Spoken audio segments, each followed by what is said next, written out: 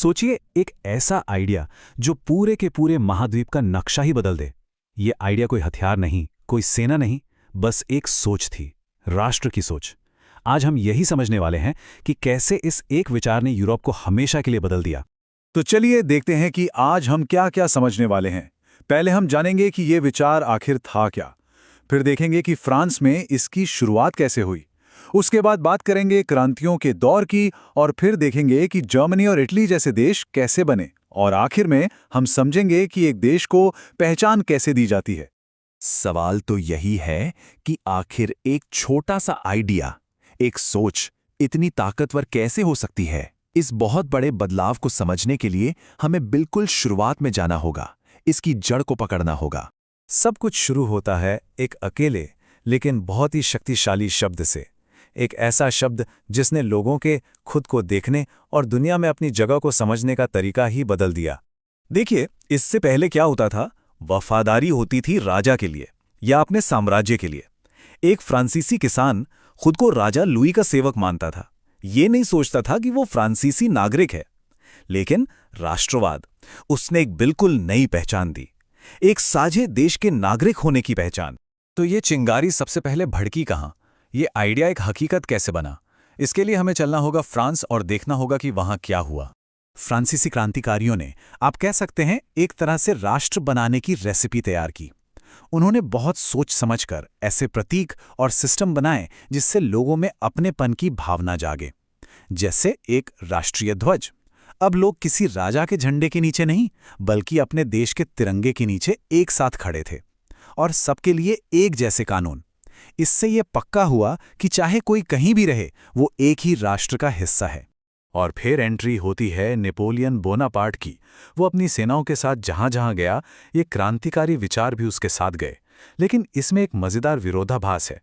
Napoleon ने ही राष्ट्रवाद का आइडिया फैलाया, और उसी के राज के खिलाफ राष्ट्रवाद की सबसे बड़ी लहरें भी उठी। नेपोलियन का दौर खत्म हुआ, लेकिन उसके छोड़े हुए विचार, वो तो अब एक आग बन चुके थे। और अगले 30 सालों तक पूरा यूरोप इसी आग में जलता रहा, एक वैचारिक जंग का मैदान बन गया। तो यूरोप में उस वक्त दो तरह की सोच आमने सामने खड़ी थीं। एक तरफ थे पुराने साम्राज्य, जो चाहते थे कि सब कुछ पहले जैसा हो जाए, राजा का राज, चर्च की ताकत।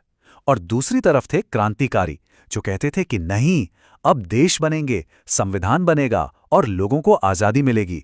और ये लड़ाई सिर्फ बातों तक सीमित नहीं थी, नहीं, ये सड़कों पर लड़ी गई। 1830 में फ्रांस से लेकर पूरे यूरोप में क्रांतियां हुईं। फिर 1848 में तो मानो राष्ट्रों का वसंत ही आ गया। हर तरफ पुराने साम्राज्यों के खिलाफ विद्रोह हुए। भले ही इनमें से कई विद्रोह कामयाब नहीं हुए, लेकिन उन्होंने राष्ट्रवाद की आग को जलाए रखा। लेकिन एक क्रांतिकारी सपने सिर्फ आदर्शों और नारों से पूरे नहीं हुए।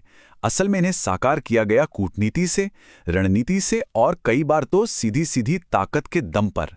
जर्मनी की बात करें तो वहां दर्जनों छोटे छोटे राज्य थे। सालों से बस बहस चल रही थी और क्रांतियां नाकाम हो रही थीं।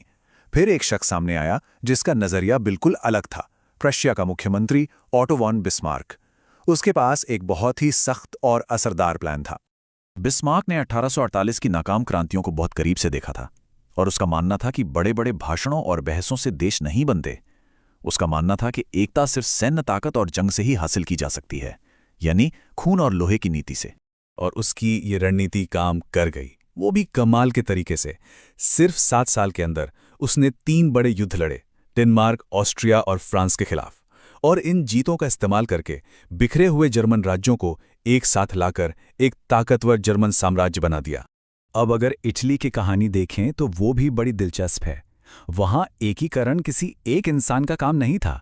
इसके लिए 3 अलग अलग तरह की ताकतों को एक साथ आना पड़ा। एक थे जुसेपे मत्सिनी, जिन्होंने सपने को जगाया।